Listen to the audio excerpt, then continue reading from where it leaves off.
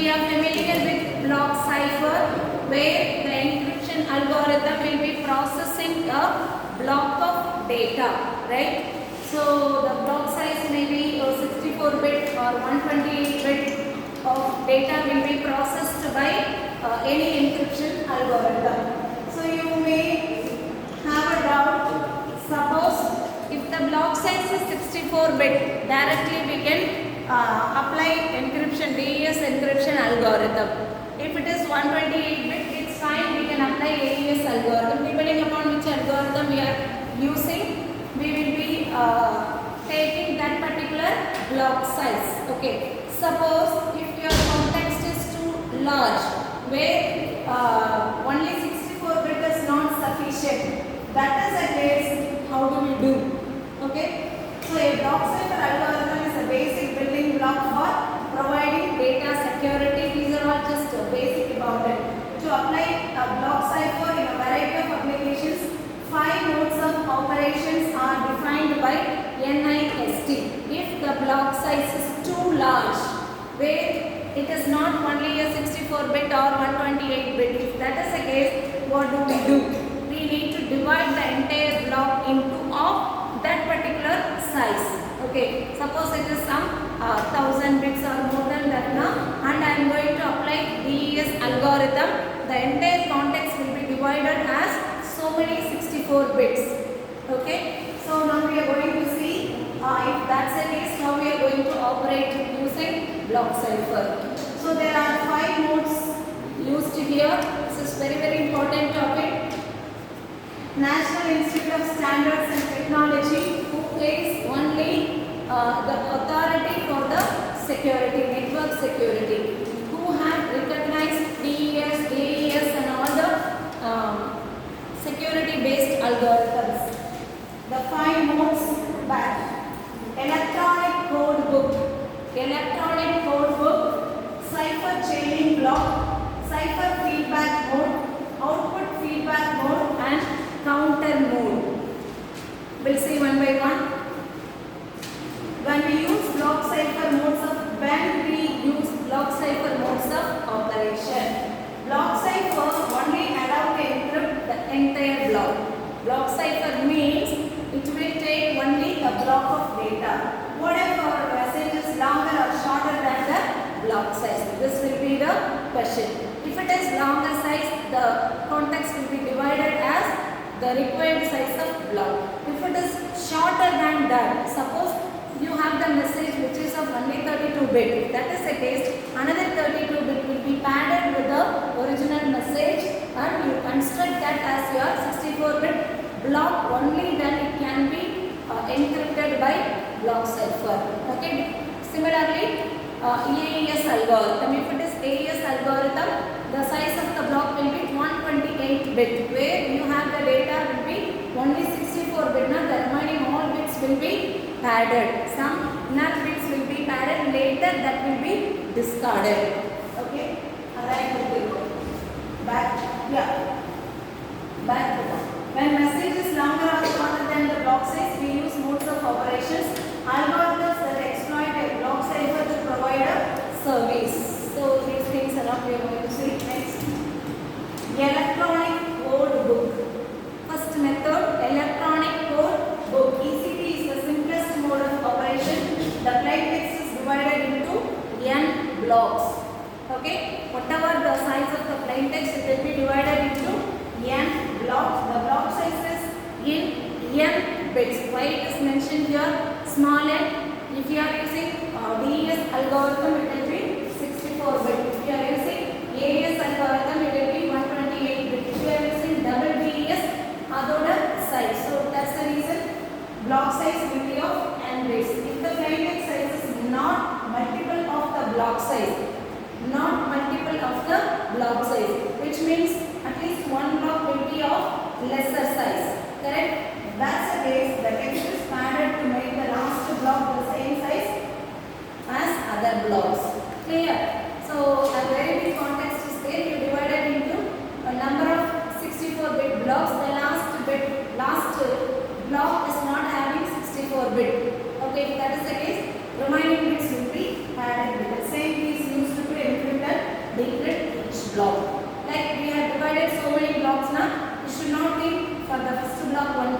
n block, but it's not like that. For all the blocks we use the same key for the encryption as well as decryption. So here is the diagrammatic way.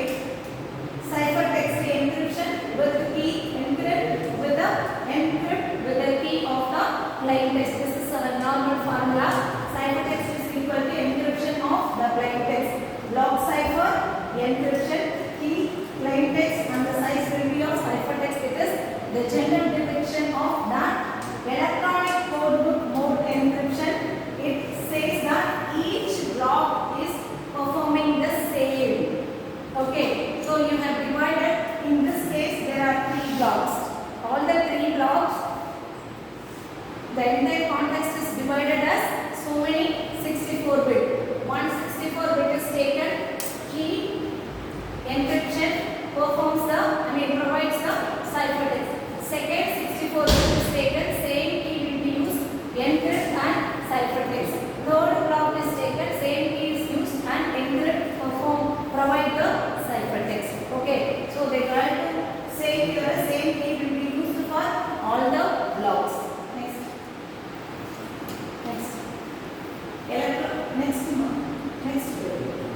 Electronic codebook encryption. We have got some security issues in that. Patterns at the block level are preserved. Correct, because we are using the same. Suppose one block, one entire block, any intruder is able to get, he can analyze the pattern. Okay, by analyzing the pattern, easily the key can be broken. He will be able to hack the key. For example, equal blocks in the plain text become equal block in the ciphertext. If any person finds out the ciphertext block 1, 5 and 10 are the same, that person knows the plain text blocks 1, 5 and 10 are the same. Like ciphertext, there may be, there is a word THE. Okay, wherever the THE is there, the ciphertext will be same. Similarly, you have used one statement. Okay, same statement you are using it somewhere in your context. So for that, same ciphertext only will be there. So if he is able to match that, the conversation will be easily identified. So the pattern match, due to the pattern matching, he can be easily found out. This is a leak in the security. Okay, next. What is initialization vector? To resolve that problem, we go with something called initialization vector. Starting variable is a block of bits that is used by several modes to randomize the encryption and hence to produce distinct ciphertext. Rather than producing the same ciphertext for the same key, we try to use some random number, randomize the text, using which, though the plain text is same, ciphertext will be different. Okay, so you will be able to produce a different ciphertext for the same plain text. Okay, though the word is used on so many blocks, here ciphertext will be one, in another block different ciphertext, some other block different ciphertext, so that we can avoid someone to analyze the pattern. An initialization vector has different security requirements than a key, so the code usually does not need to be secret. This will just leave it. It's not code initialization vector. About this much you don't have to, only the diagram and the corresponding explanation you will understand. Next. Cipher blockchaining mode. Second method is that cipher blockchaining mode. IBM invented the cipher blockchaining mode of operation in 1976. So you may get out, it is the authorized person is NIST, then why IBM has to introduce this kind of thing and all. They started using it, right? Other people started using it, so when they find out the problem, they will be able to propose some solution for that. That could be recognized by NIST.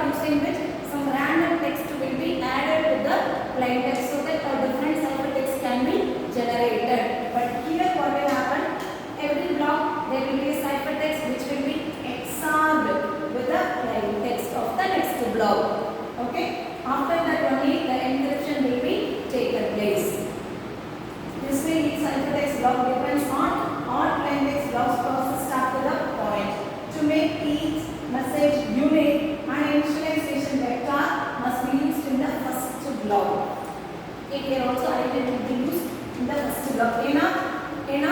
From the second block we will be taking the ciphertext of the previous block. Whereas for the first block we don't have anything to be XORed with that, and that is where we use initialization vector to make the system unique.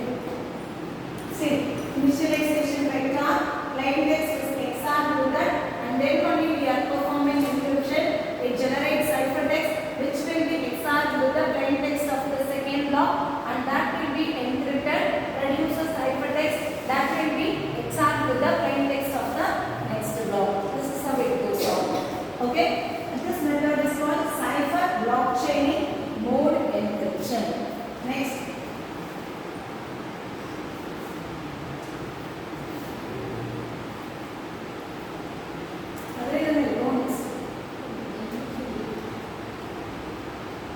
Yeah, decryption also same as our encryption only.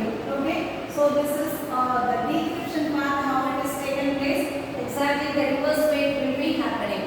There, initialization vector, XORed with the plain text, and then encryption.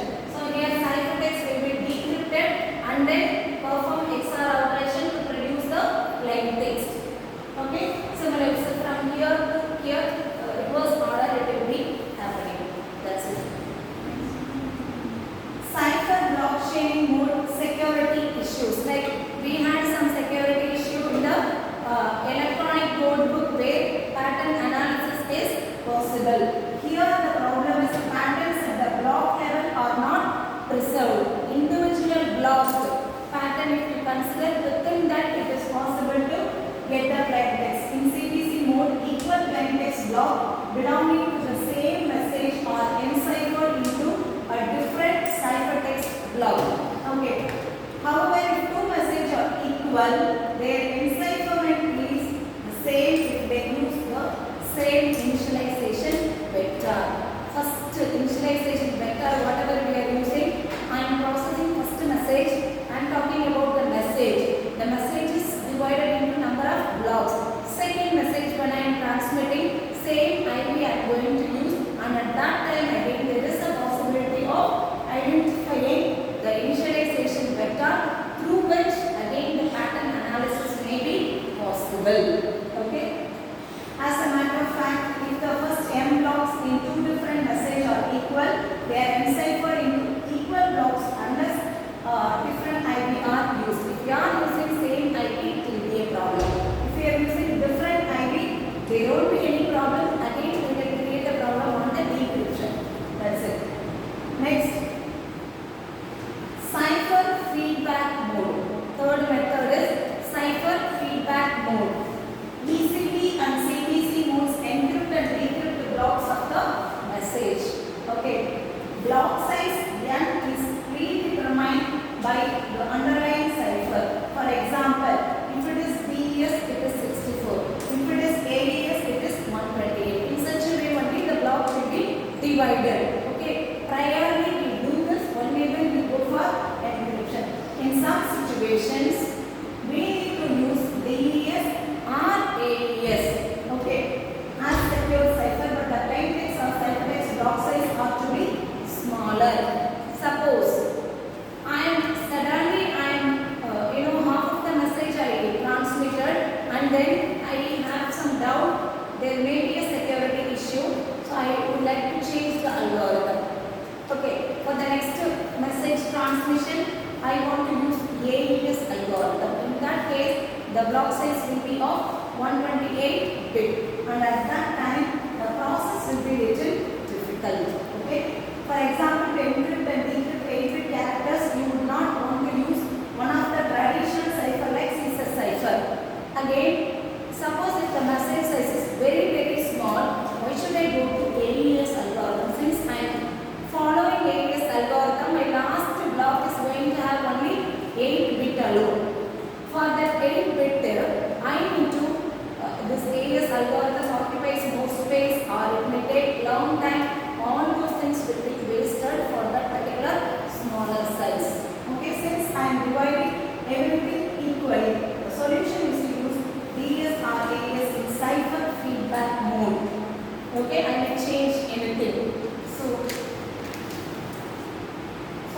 common here also. Ciphertext is equal to encryption. Look at the ciphertext of a XOR plain text. This is actually a second method. Okay. Cipher feedback mode encryption. What are we doing? So we are going to adopt both the method here. Initialization vector is given to the encryption algorithm, which means first step itself IB is going to be encrypted using the key what I am using for the encryption of my message. IB will be encrypted, and then plain text is XORed directly to the encrypted message. See this, IB will be encrypted using the key. Output is generated by the algorithm.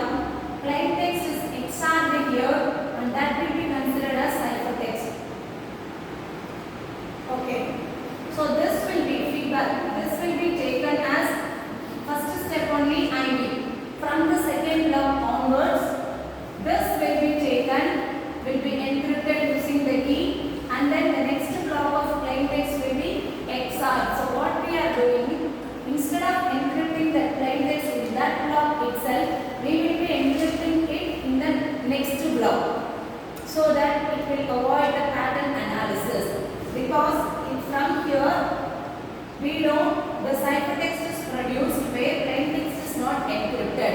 But this is given as input over here. I do encryption, later I XOR with the plain text. Like that it goes on. Okay?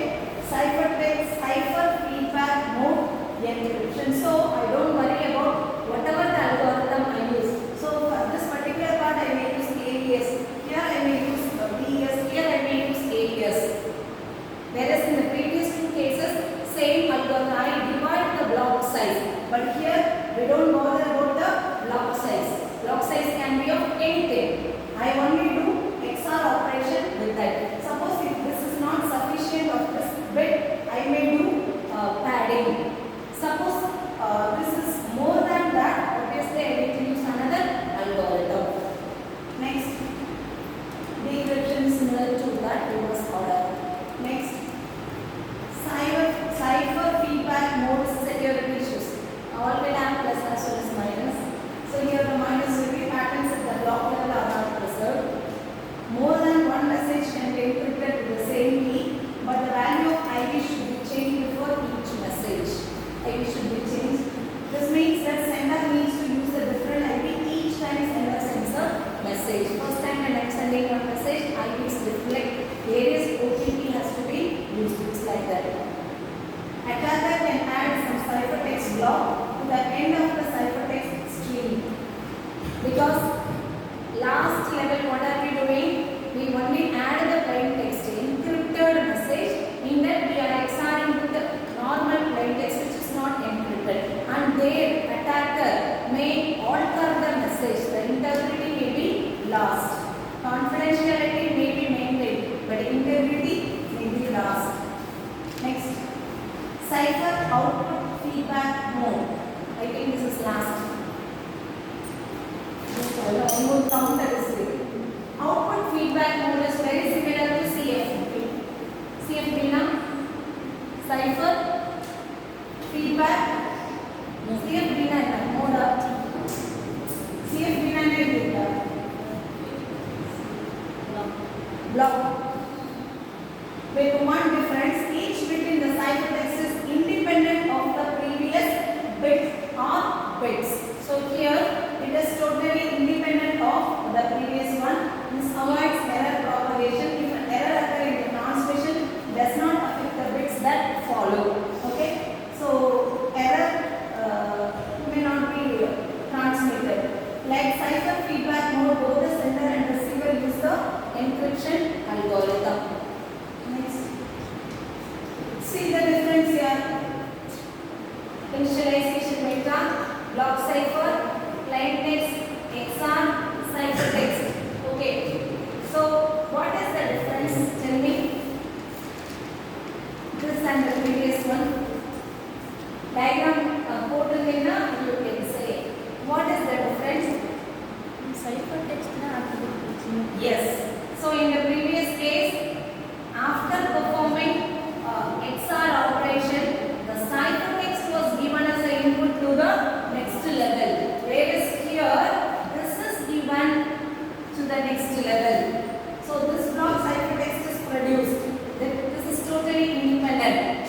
Okay, so this size may be 64-bit. Whereas here, I send this to algorithm key. Here the plain text size may be different. Okay, so output of this will be XOR due to this. This ciphertext size may different from this ciphertext. Whereas in the previous case, ciphertext was given as input over there. That is the difference between both of them. Next, selection. Next, cipher output feedback mode security issue. Same issue over here also. Any change in the ciphertext affects the plain text encrypted at the receiver side. Here, if any changes are there, obviously on the other end it will get affected. Counter. This is the last mode.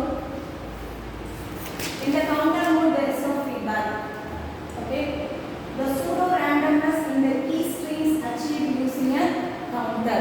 In the key string, we use a pseudo random code. Pseudo random basis key will be generated.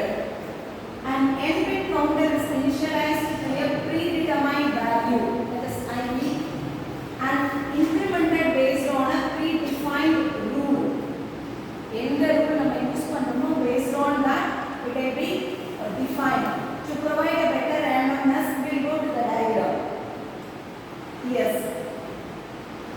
IV ciphertext is equal to plain text XOR encryption key of counter. The key will be varying where some random number will be added. See here, nonce, counter and key. So this is our IV initial vector. I provide a key, encryption.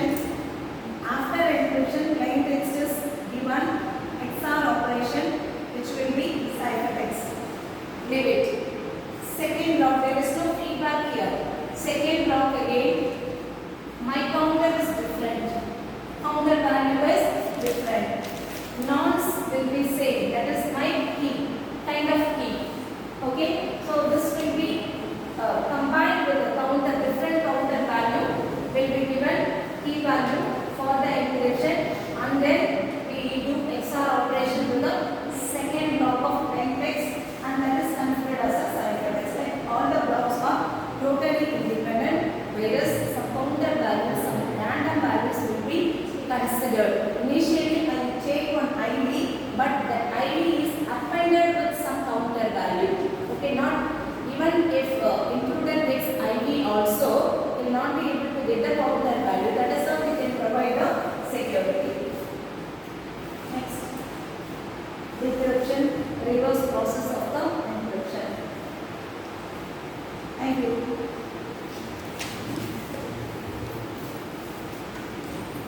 போதுமே ஐயோ Close.